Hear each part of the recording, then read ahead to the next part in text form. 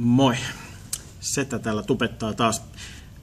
Tänään on aiheena Yle, Yleisradio ja itse asiassa online-video. Eli tämä on todella tärkeää kaikille tubettajille, blogaajille, muillekin, jotka jotenkin tekemisissä online-videon kanssa katsoo sitä tai tuottaa sitä.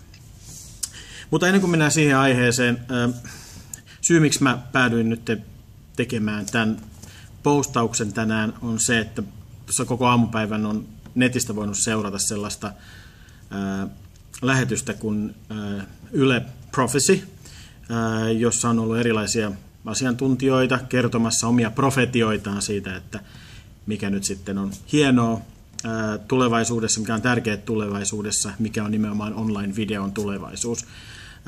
Jos haluatte mennä katsomaan niitä esityksiä ja muuta matskua, kannattaa mennä osoitteeseen yle.fi/aihe/prophecy, eli prophesy.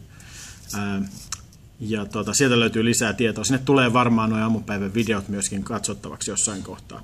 Käykää ihmeessä hei kaikki erityiset tubettajat katsomassa se ja miettikää, mitä mieltä te olette itse siitä. Kuulostaako se matsku teistä hyvältä vai huonolta, vai pitäisikö olla jotain muutakin. Yle on tehnyt tässä viime aikoina todella hurjia ulostuloja liittyen tähän asiaan.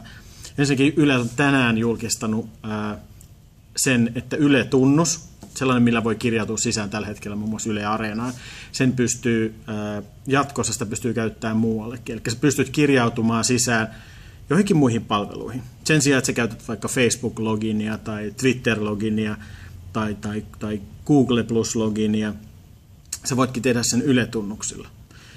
Miksi tämä on tärkeää? Tämä on tärkeää sen takia, että nämä kansainväliset, monesti jenkkiläiset palvelut, niiden tietoturvasta ei ole ihan niin kuin varmaa ja selvää, että mitä sille voi tapahtua. Siksi on tosi tärkeää, että Yle tekee tällaisen vedon.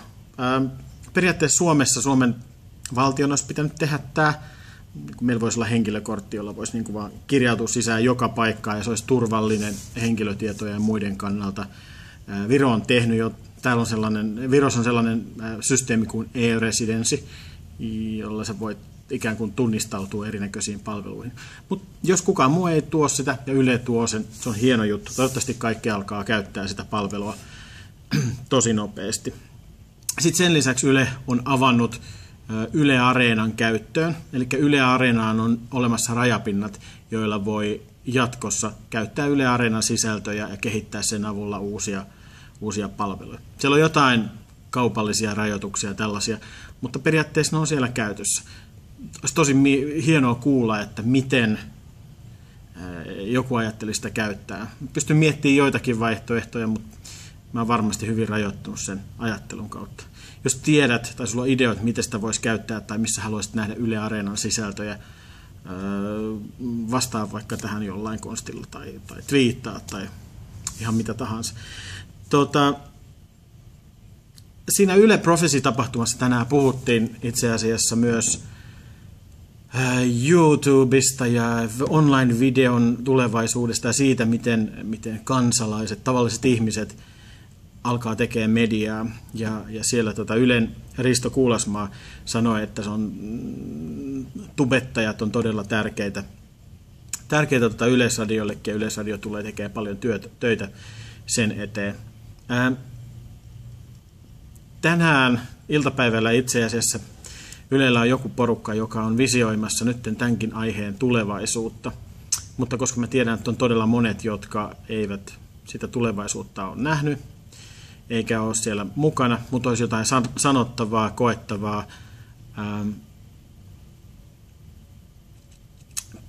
Tehkää video, postatkaa jonnekin ja jakakaa teidän mielipide siitä, mikä on tubettamisen, vlogaamisen, videon tulevaisuus noin yleensäkin.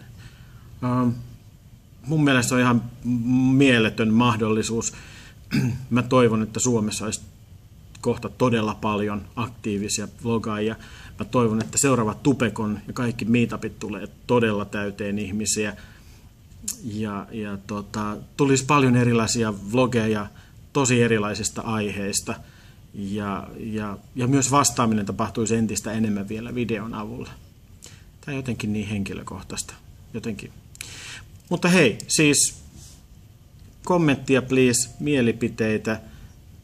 Miten tämä homma pitäisi tehdä? Mikä on oikea tapa vlogaajien, tubettajien tulevaisuuden eteen? Mitä pitäisi tehdä? Pitäisikö Ylen auttaa jotenkin? Pitäisikö jonkun muun auttaa? Pitäisikö olla auttamatta? Kommenttia. Mä itse mietin vähän vielä. Mulla on siitä aiheesta erinäköisiä mielipiteitä. Ehkä mä kirjoitan niistä blogin tai kuvaan blogin. Saa nähdä. Hei, mutta tää tällä kertaa. Mä luulen, että seuraavaksi kun tulee juttua, niin se liittyy kahviin. Nähdään.